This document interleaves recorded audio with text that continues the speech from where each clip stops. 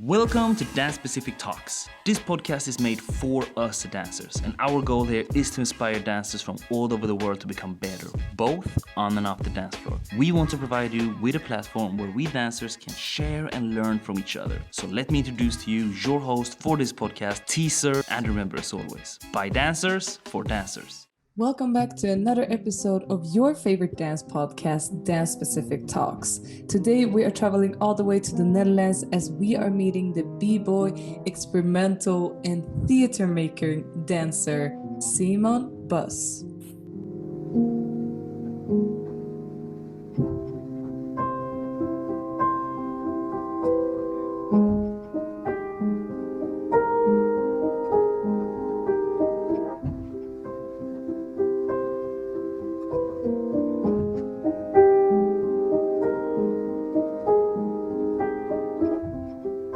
So what do you need to know about Simon? Well, he has been in the game a long time. He started out as a b-boy in the south of the Netherlands and has since then grown into experimental competitions, but also into the theater stages. In this interview, we are exploring what's going on in the mind of Simon and how he thinks about his journey, but also what he thinks about getting into the theater spaces with breaking and his own style. So sit back, enjoy this episode, and don't forget to subscribe to your favorite dance podcast, Dance Specific Talks. We are on Spotify, YouTube, iTunes, and all the other podcast platforms. And now, let's get it going. Welcome to this interview, Simon. Thanks for having me. Yes, I'm super excited. We have never met each other. I basically love to have these interviews sometimes where I connect with a stranger, a dancer out there in the world. And you are based in Eindhoven, is that correct? Yes. Cool. But I know for a fact that you were not brought up there. You come from, let me see if I can pronounce it. Is it Hoesboek? Yeah, I'm from Hoesboek, yeah. Tell me about Hoesboek. How was it to grow up there and how has that shaped you as a person? Hoesboek is the greatest village on earth. No, it's very tiny. It's part of a city called Heerlen. You probably know Heerlen from IBE, if you know Exactly. IBE. Yeah. So yeah, I grew up there. I mean, it's not a lot happens there, but I had a nice youth. So, yeah. And it's where I started my journey into dance, starting with breakdance as a teenager. Because I mean, from a little, like, what is it, a village? Like, how did actually the breaking scene catch you over there? Yes. So it's a part of Heerlen. So it's like I think in English it's like a suburb, or how you would call it. Like it has a train station, so I guess it's bigger than a than a village. Yeah, and this area, it was it used to run on the coal mining industry. So it was really booming during the coal mine period, and then they closed the mines. So my grandfather was working in the coal mines, and then after that stopped, the area kind of became it had like some less prosperous times after the shutting down of the mines. Yeah. I mean, for me, like places that has like this working class community, coal mines, or like heavy labor communities, it shapes the people that lives there. How are the people over there, and do you have some of that in yourself? So it's in the south, so it's pretty far from where all the cool stuff is happening, like Amsterdam and stuff. So there's this, I think a bit like a love-hate relationship with ourselves. You know, some are really proud of the fact they take pride in being this underdog, and some people cannot wait to leave as fast as possible. But yeah, it's Yeah, it's interesting. I don't like. I had fun growing up there. I didn't have a bad time, but I also wouldn't want to move back now, for instance. Yeah. Once you're out, I think it's hard to go back. Yeah. That's how I felt too. I also come from a very small place, like 10,000 people. And like, yes, I also got to dance there. But once I realized that the world was bigger, thanks to music videos and other things, it was like, oh, but I was born here. It doesn't mean I have to live the rest of my life here. Yeah. And it was a great starting point, and it was very beautiful and safe. But I am ready for the world. Then I never looked back either. So, but I guess you still have friends who kind of who stayed. Absolutely. Not so many, because not a lot of people maybe can keep up, or it's like becomes a bit of a big grow apart thing when you experience so much and you meet so many people from other places, and they kind of stay with the same people still. And I think that growth path, there's nothing wrong with it, but it sets you on different paths and creates different interests. So you met dancing, and was breaking the first style? Yeah.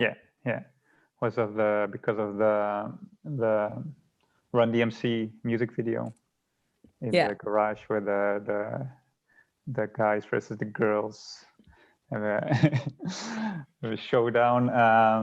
And then my neighbor, he took a breakdance class, and he showed me a trick on his birthday, and then I was like, okay, take me to class, because I have to learn some moves. Yeah. So I was like, it just kind of, when I realized I could learn it, I was like, okay, this is it. I wanna do this.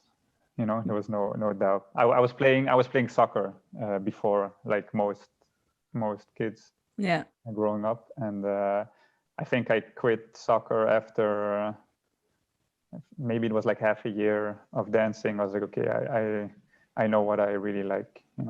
Yeah. When I looked at your Instagram, you had posted a photo of your father, and I was like, is this a photo of you, or is this a photo of your father? Because you look very similar. How was that received in your family when you decided to go for dance? So my father, he was a soccer player, really. Like he was also always bringing me to soccer games and on the sidelines. But there was not a lot of, they brought me up really nice, so they never forced me to you have to play soccer, so when I got into dance and they saw that I was really that was really it, then they just allowed me to quit soccer. So, and they always supported me, so that's really nice. That's nice. So to come from a small place, your b-boy name, b-boy statue, is that right? So what kind of persona did you create in b-boy statue? And when I look at your dancing, it's a very unique style of b-boying. So is that because you came from a place where you had to develop your own style, or how did b-boy statue shaped in the community kind of thing? Okay, so maybe good to know also, right now I'm 32, and when I started I was 12, so there's like a 2 decades. There's two decades of changes. And so when you're like the name, I received the name because when I started taking class, and then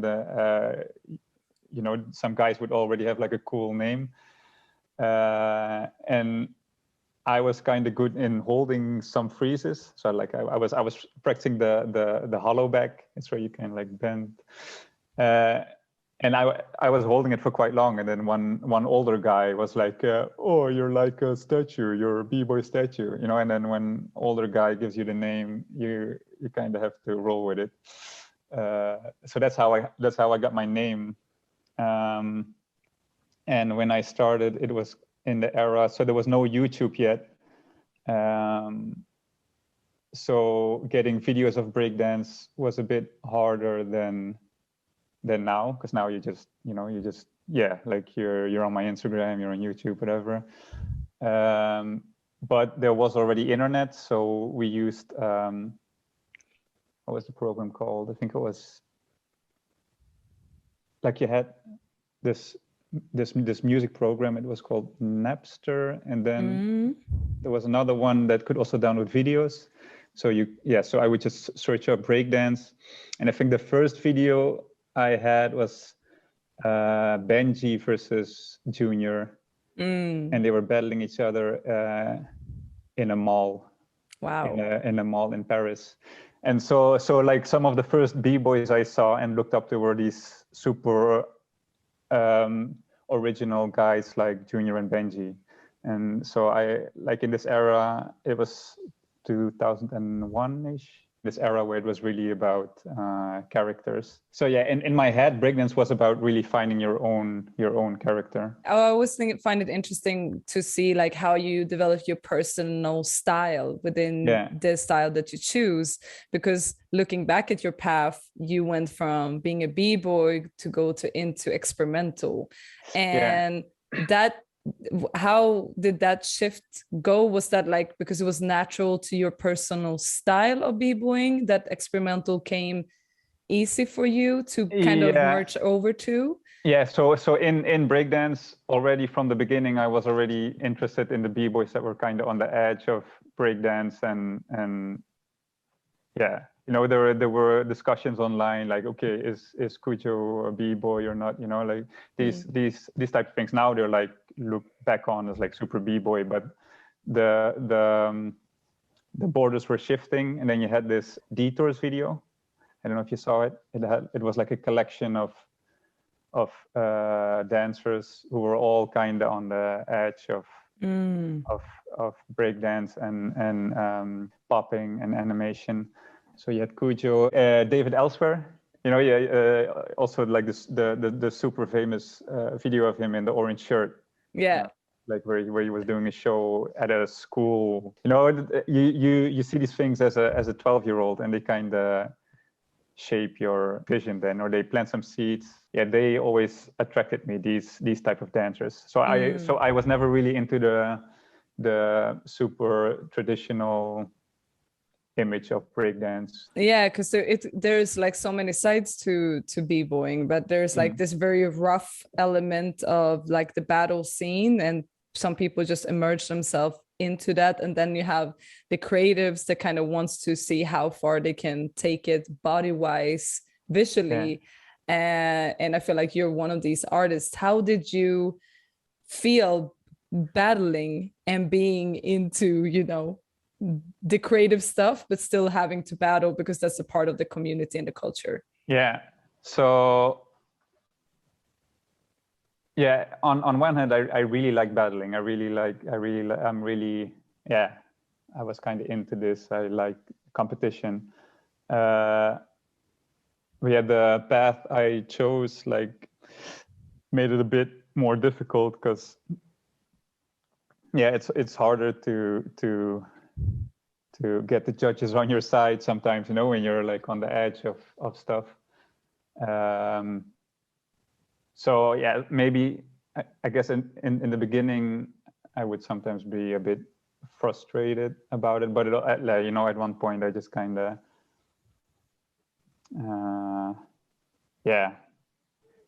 it also teaches me not to care so much about the judgment of juries, you know, because at the end it's art, and there's no science behind it, you know. So if you have 3 judges who do not appreciate the things that you do at all, then Personal opinions. It's personal opinions. I won't lose sleep over it, you know. Maybe I will be a bit angry. If I really felt, you know, when I really felt okay, I was just better, you know.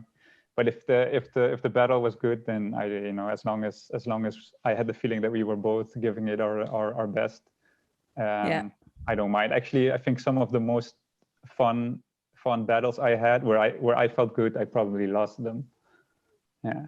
That's a very good insight. I think that a lot of dancers are not seeing quote unquote failure that way, that it wasn't about if I won or not, it was about the experience and how I felt in the moment. And I think that we could learn a lot from what you just said about appreciating that journey and those experiences and those moments, and value them more than how many victories I necessarily had. So I do have a little insider information that you kind of saved the IBE.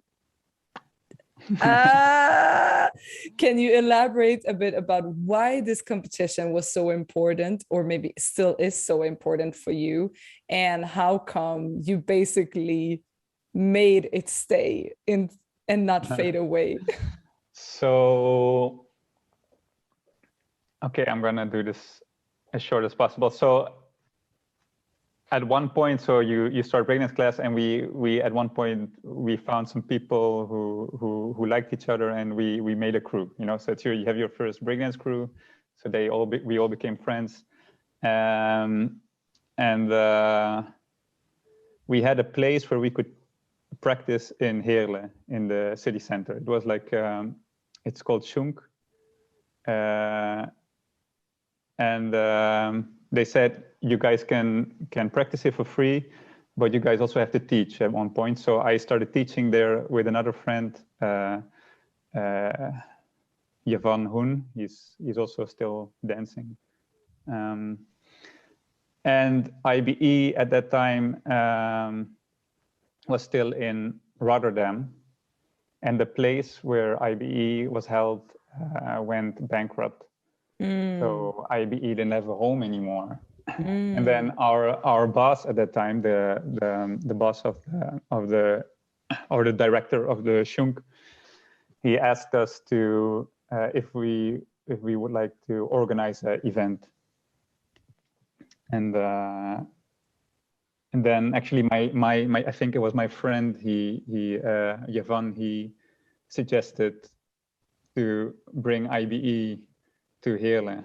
And I even was a bit like, whoa, that's a wild idea. Why would IBE come to Heerlen? Because Heerlen is also a crazy big city. Yeah, and then a lot of talks, and yeah, like fast forward, IBE ended up coming to Heerlen because Heerlen was so open to get something to the city, you know, like so. Yeah. But it involved like you actually like having like a whole speech about why it should come to Heerlen, right? Like you had to kind of convince the gemeente or the municipality to take it in and to invest into the culture scene. Yeah, I mean, it was a big thing, you know, like that IBE, because IBE is still one of the biggest events in breaking, and yeah, just it was just a weird, like back then it felt weird that IBE would even consider coming to Heerlen, and that Heerlen would consider taking IBE in, and somehow it happened, and yeah, it's still there. It's kind of weird. It's yeah, it's a weird history.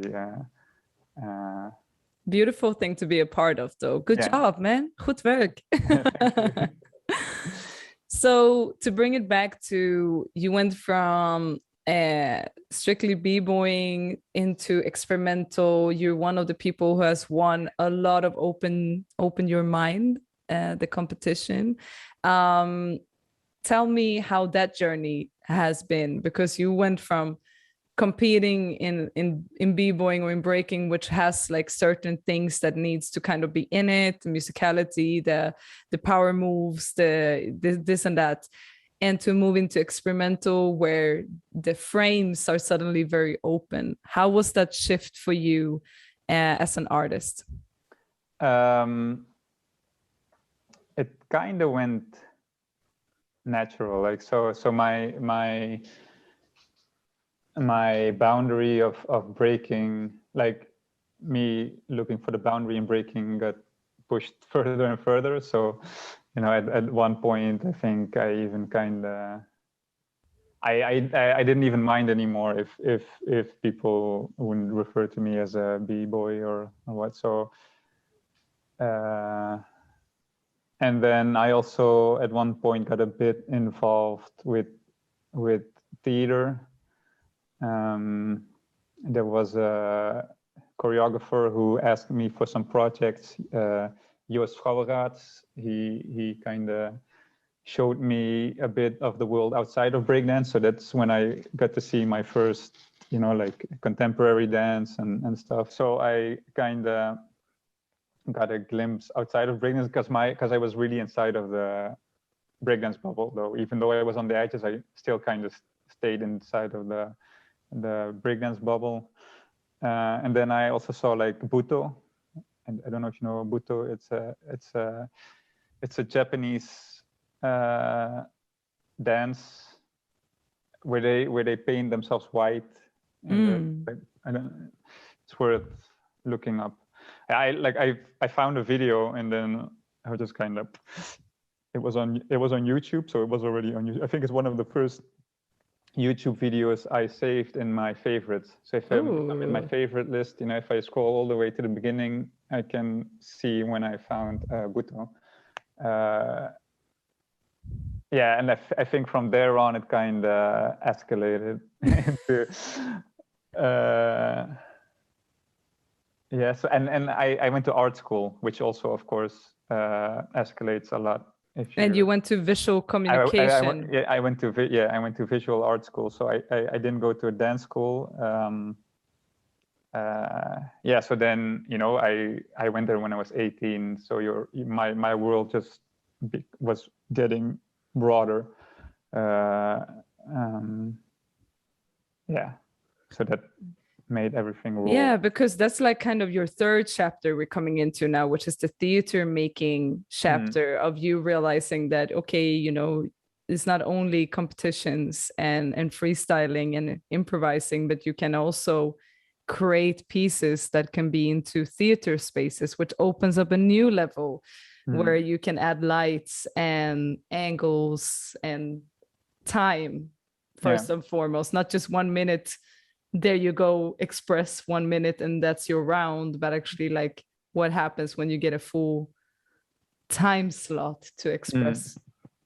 What has been some of your strongest motivations to go into theater making? So I did video in art school. So I graduated on video and film. And I think there's like the way I approach theater has a lot of overlaps with my video background. But I started it was in 2016, I decided for myself, okay, I'm gonna stop making videos and stuff now. I'm gonna fully focus on dance. So then I moved to Eindhoven. I was still living in the south in Maastricht, where I did my art school. And I wasn't thinking about making, just performing, getting some experience as a performer. So I got picked up by a choreographer, Guilherme Miotto, which I still work with today. So that was a good match. And from there on, I was getting more work as a performer. And then at one point, the local theater here in Eindhoven asked me if I was interested in making own work, which I didn't really think of that much yet, because I was so busy just being a performer and with my own art. But when they asked me, I was like, oh yeah, actually this makes sense. Let's do it. So I had a little budget to work with to try make something, and I made my first piece with two dancers. One, it's my wife now, which was not my wife yet back then, but we were in a relationship. And Snow, she's another house dancer. She lives in Israel now. So I made my first piece, and yeah, I felt like, oh yeah, this is really fun. There's a lot of things I can try out here and grow, and yeah, it gave me a lot of joy. So it was something I wanted to keep pushing. Yeah. So I'm still pushing it now. I'm working on a new piece, and yeah, luckily I also have the right people around me who can support me, like with either writing funds, like to get money, or artistic guidance and stuff. So yeah, you really learn, because in dance as a performer, I think sometimes it feels you can be an island somehow. It's possible to kind of be, even though it's also not possible, but you sometimes have the illusion that you can really do it all yourself. And in theater, you realize, I really realize, okay, I need the right people around me to feed me and feed each other. Yeah. And it's a lot of times that you realize that it goes so much into a production that is in theaters. Is we, as coming from the hip-hop community, sometimes have to do all by ourselves, and it's the project management and it's the light design, and it's like we are not used to having a crew facilitating everything that goes around it. So I can just imagine that it's been a journey for you to realize, like, what things should I focus on and what things can I delegate or give away. Yeah, exactly. And you should also not be afraid to let some things, to leave it up to other people who have more expertise in this field. So like lights, I found some people who are more into lights than I am, so I just kind of trust their vision. Yeah. So I can just focus on the things I think movements. Yeah. So I find it often that a lot of people that comes from the hip-hop community entering the theater spaces are struggling with being put in a category of hip-hop theater or urban dance category. How has that journey looked for you? Is this something you also have been struggling to break out of, or be respected for your art and not just a label, you being an b-boy in that sense?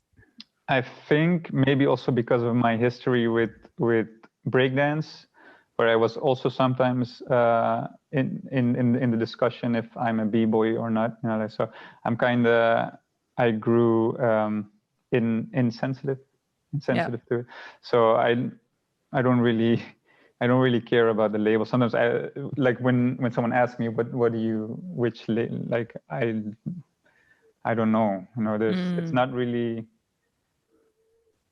Also like with urban and stuff. So urban is a word they like to throw around now in theater.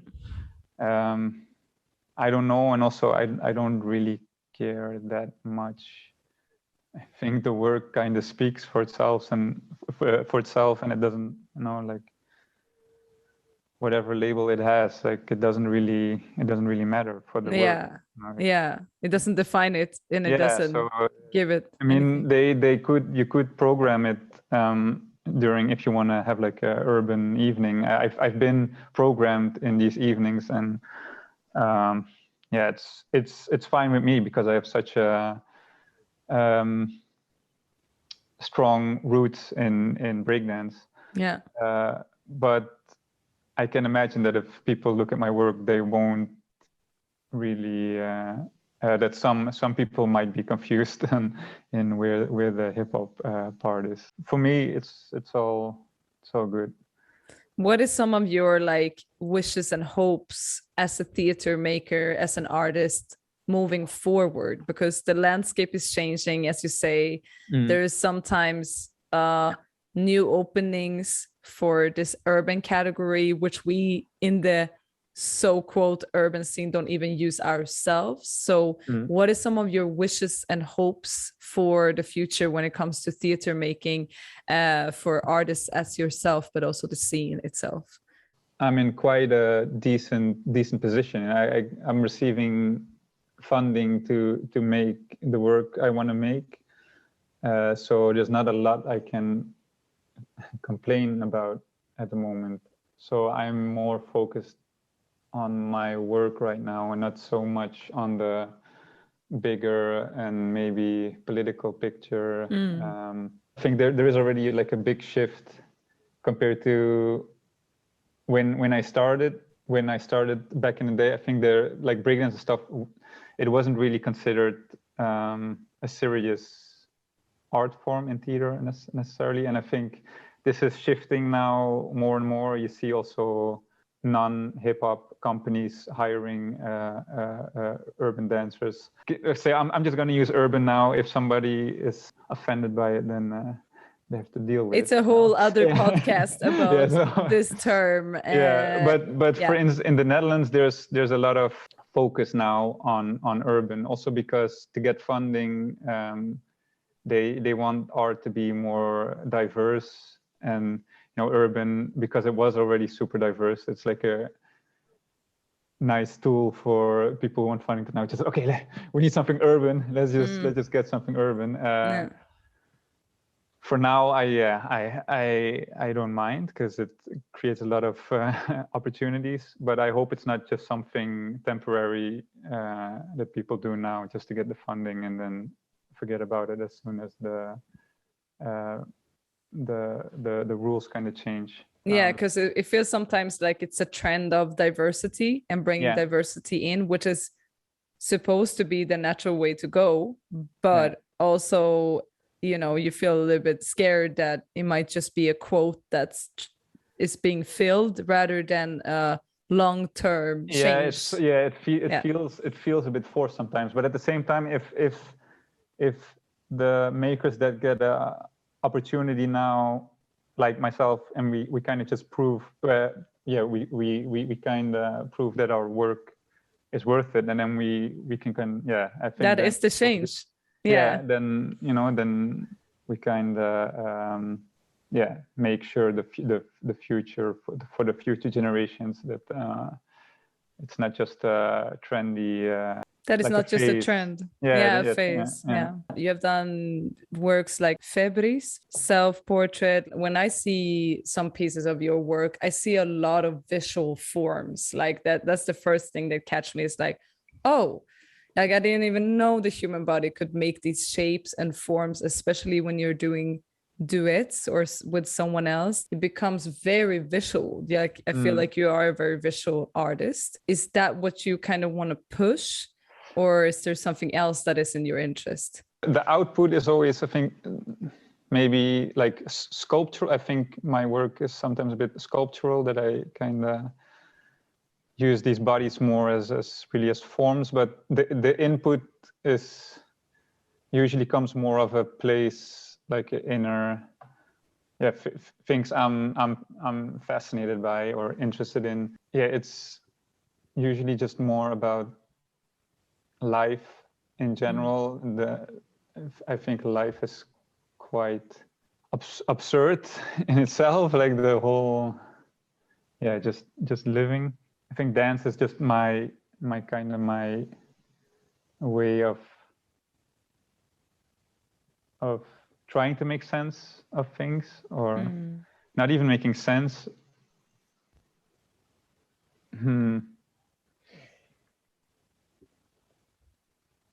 It's a hard question. Like, it's also like, it's like why do I dance, for instance? Like, it has this attraction. I feel like I need to do it, or I need to create. Also why I went to art school, because I just have this attraction to creating things. What are some of like the current themes or ideas that you are like into right now, discovery wise? So the last few pieces have been about Sisyphus, the guy who had to roll a rock on the mountain, and then every time he's on top, the rock falls down again, and he has to start over. I'm a big Camus fan, Albert Camus. Is that like mythologically? No, it's stories? a French philosopher, and Oh. it's a bit like existentialism, like so without sounding too profound. But so I don't think there's a meaning in life, and we just kind of create our own meaning. That doesn't mean that when we create our own meaning that is the meaning of life, but it's just kind of what we decide for ourselves. And I've just decided to, for now at least, to dance my way through life, and I think the works kind of are also about this struggle. You know, life will end at one point. So you shouldn't take lightly, I think, how you're gonna spend most of your days, because you can only fill so many days. Yeah. I don't know if I made any sense at all, but yeah, that's so that's the thing. You're having a conversation with someone who chose to communicate through images, because if I could say it good, I would become a writer or something. Yeah, exactly. Yeah, but exactly, like that's what I meant with like you are a visual artist and you're doing it with movements, and these questions are maybe even maybe impossible to verbally talk about. Because it's I know it's something I struggle with. It's also a bit of a challenge for me to do this, and I was like, okay, I'm going to challenge myself and talk about art, but actually I'm not good in talking about art, and that's why I prefer making it. But I don't find that it's a good exercise. So it is, and it's I think it's just a good exercise, dancers in between each other too, to like I can visually see what you're doing, and I can interpretate that, because we are always seeing other people's art through our own lens, and I can see and maybe think what you're trying to show or express. But I think it's a good challenge just in general between dancers to sometimes like communicate about it, and especially in times of like we can't really do a lot on stage right now, that it's just like it's a great moment to like practice to do it in another way. But you also mentioned that now she is your wife. You have a wife that is also a dancer. Like, how was that? Did you meet at the dance floor, or like, and how has that relationship gone from dance partners to life partners kind of thing? Yeah, so it kind of goes back all the way to the IBE story of IBE coming to Heerlen, and at one point they had a house dance program, and that was the first time I saw her, because she came there to participate, and I saw her and her crew, and they kind of stood out because they were like 4 Russian girls with quite distinctive clothing. They were kind of, I was like, oh, what is this? What is this? What is this? This is a lot. And then I just kind of kept bumping into her on different events, like Just Debout, Summer Dance Forever. And then at one point, Facebook friend request. and then suddenly you're married. Beautiful. Does she inspire you in your dancing as well, or do you do a lot of things together, or is it? I think she changed my dancing a lot. She also took me to Gaga for the first time, for like a Gaga class. Because she moves more like. And I was always more just like quite stiff. So she's definitely rubbing off on my art. Yeah, and since we lived together, so she moved here in 2017. We talk a lot about dance, and we dance together, and we work together. So yeah. That's beautiful. It's cool to see like two creative minds come together as one. And I really hope that I get to see, your upcoming projects in real life. Yeah.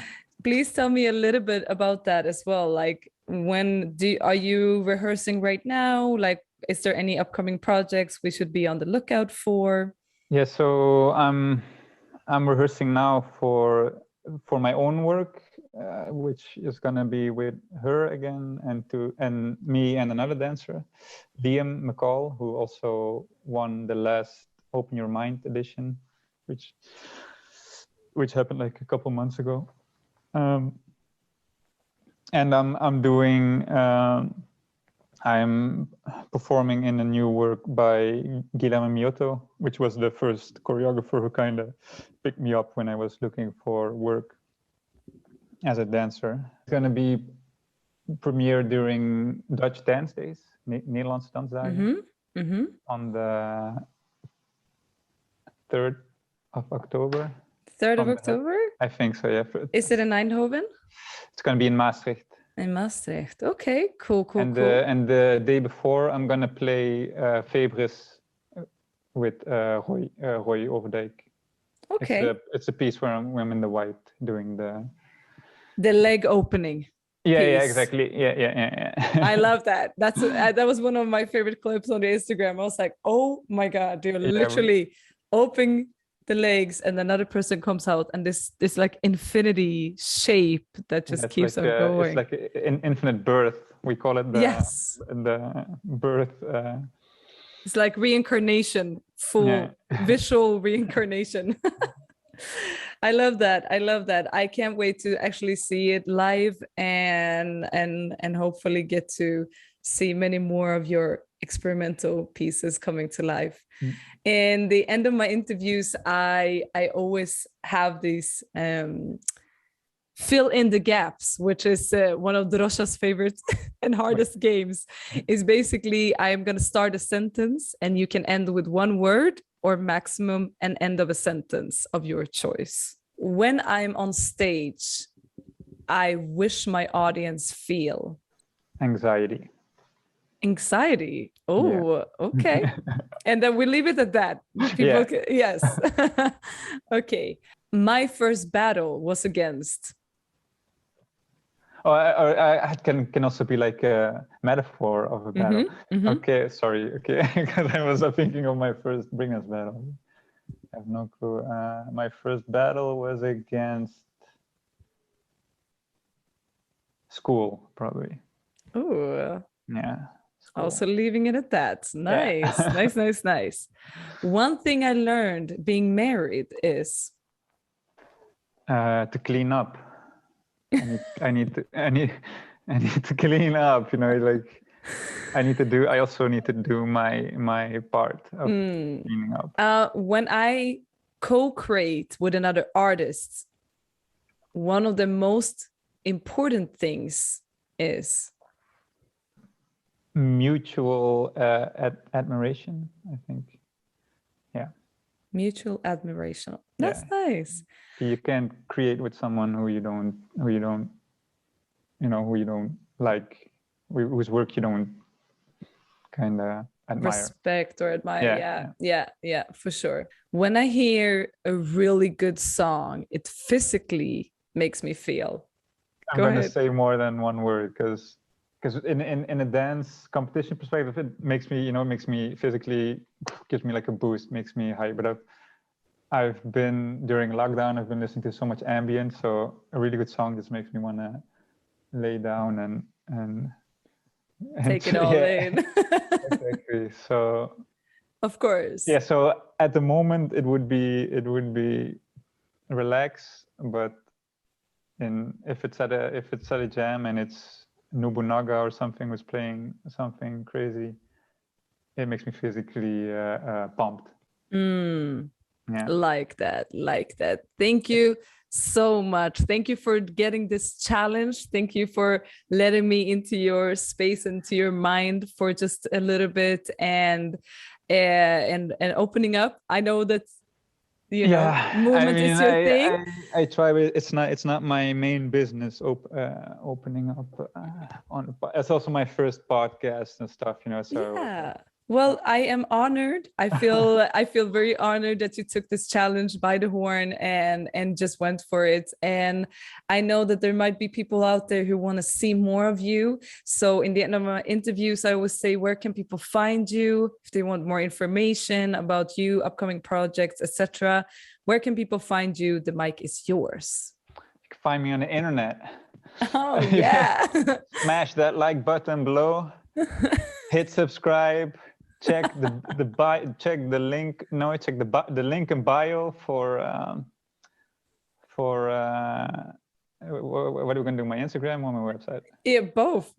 All of it. Check both links in the bio. Yeah. Subscribe, like, comment, share. Maybe I should become a YouTube. If you ever want to interview someone, I can be the volunteer back. But because what's actually shitty? This one before was with Chief. Yes. I worked with him, and he's like one of the best talkers I know. He's a host, of course. Yeah, he's a host. So you went from a host to like some introverted art school graduate.